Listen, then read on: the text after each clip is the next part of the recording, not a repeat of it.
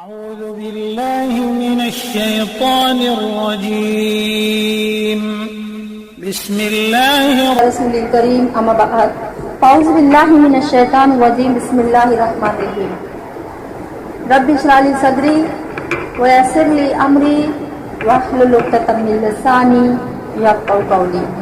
میرے دین عزیز ساتھیو، السلام علیکم ورحمۃ اللہ وبرکاتہ. الحمدللہ ہمارا جو ٹاپک چل رہا ہے کنٹینیو، اس کا نام ہم نے بہت ہی خوبصورت رکھا ہے، وہ ہے اللہ کا تصور مختلف مذہب میں. تو ہمارے 3 سیشن ہو چکے ہیں الحمدللہ. ہم نے 3 مذہب کا جائزہ لیے.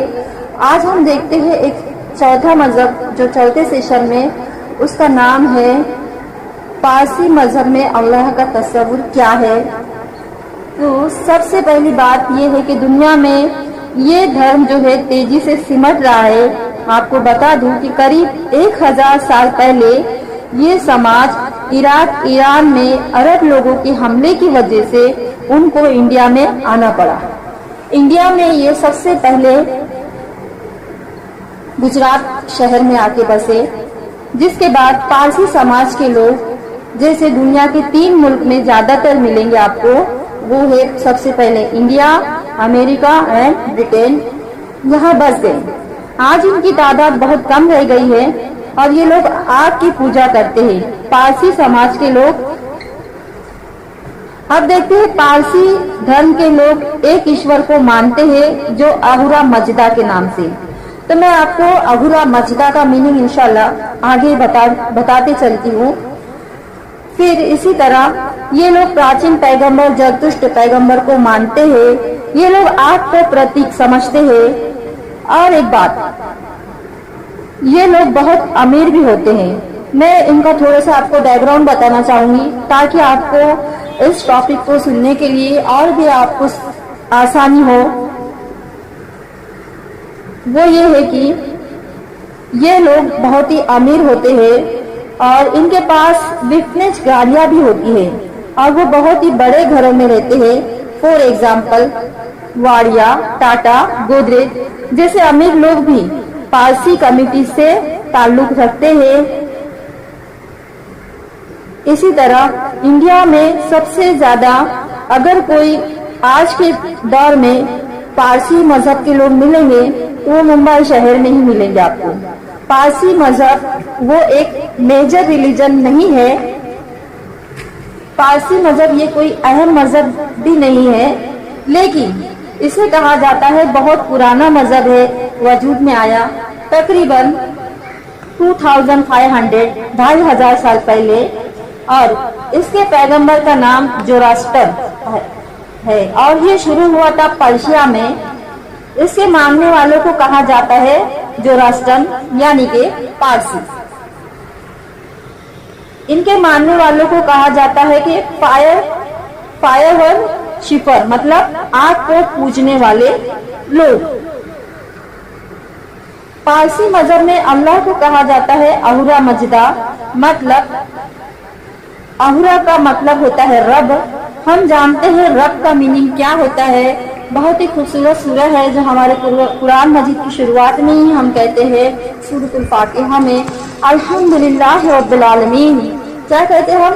سب تعریف اللہ رب العالمین کے لیے. وہ رب جو کون ہے؟ پرورش کرتا ہے، نشو نما کرتا ہے، جو ذرے سے لے کے کمال تک پہنچاتا ہے، وہ رب.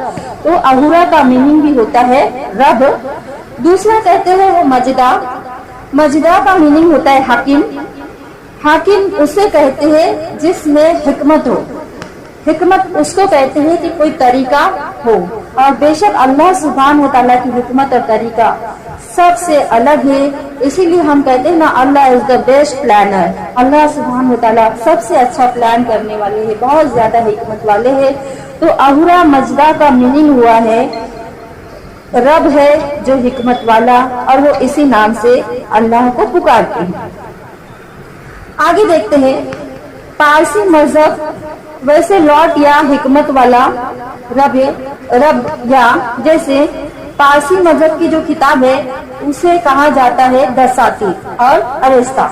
ٹھیک ہے، تو جب ہم دساتیر کو پڑھتے ہیں اس میں لکھا ہے ایشور مینس اللہ کی کئی خوبیاں، اس کے کئی نام، اللہ کے ایشور کی بہت ساری خوبیاں لکھی گئی ہے دساتیر میں. جیسے میں نے جب اس کا مطالعہ کی تو مجھے بہت زیادہ وہ بہت ہی خوبصورت سورہ ہے جس کو ہم اللہ کی کوالٹی، اس میں اگر کسی کو دیکھنا ہے کہ اللہ سبحانہ وتعالیٰ کیا ہے اور کس طریقے سے اللہ سبحانہ وتعالیٰ کی خوبی بتائی گئی ہے، بہت ہی خوبصورت سورہ ہے، بہت پیارا سورہ ہے. اس سورہ کا نام ہے سورۃ الاخلاص. تو مجھے یہ سورہ جو ہے، ان کی جو بک ہے دساتیر میں جو بتایا گیا، بہت میچ ہو گئی ہے. میں نے جب اس کو پڑھا وہ یہ ہے، جیسے وہ کہتے ہیں اللہ کی بہت ساری خوبیاں ہیں اور اس کی کئی نام ہیں. سب سے پہلی چیز ہم بولتے ہیں نا، اللہ سبحانہ تعالیٰ کے بہت اچھے نام ہے اور بہت خوبصورت نام ہے جس کو ہم اسماء الحسنی کہتے ہیں. ٹھیک ہے. اس کے بعد اس نے لکھا ہے کہ دساتیر میں ہے کہ اللہ ایک ہے اور وہ بے نیاز ہے. دیکھیے پہلی آیات ہے یہ سورہ اخلاص کی، کہو کہ اللہ ایک ہے، یعنی کہ قل هو اللہ احد، اللہ الصمد. کیا ہے؟ اللہ ایک ہے، اللہ بے نیاز ہے. پھر وہ کہتے ہیں ایشور کی کوئی شروعات نہیں. اب یہی ہم بولتے ہیں کہ اللہ لا فانی ہے اور اللہ کبھی ختم ہونے والا نہیں ہے، اللہ ہمیشہ سے ہے اور رہنے والا ہے. پھر آگے یہ کہتی ہے ایشور کی کوئی بھی والد نہیں اور کوئی بھی والدہ نہیں، کوئی بیوی نہیں، کوئی بیٹا نہیں.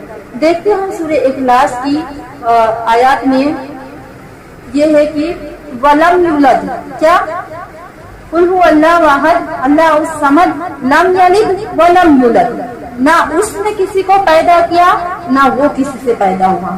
یہ بھی آیات جو ہے یہاں پر فٹ ہو رہی ہے. اور اسی طریقے سے آگے دیکھتے ہیں ایشور کا کوئی عکس نہیں.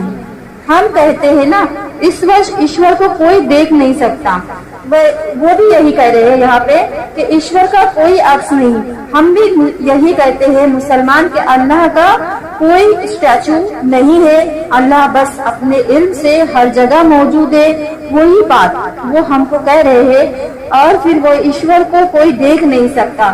ایسے ہی قرآن مجید میں آیا ہے کہ اللہ کو کوئی دیکھنے والا، اللہ کو کوئی بھی دیکھ نہیں سکتا، وہ صرف اور صرف اپنے ایمان والے بندوں کو انشاءاللہ وہ العزیز قیامت کے دن دکھائی دیں گے.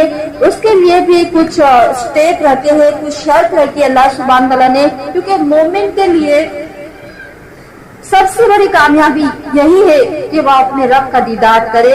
اللہ سبحانہ تعالیٰ سے دعا ہے کہ اللہ سبحانہ تعالیٰ ہمیں اپنے دیدار، اس کا دیدار نصیب کرے. آمین.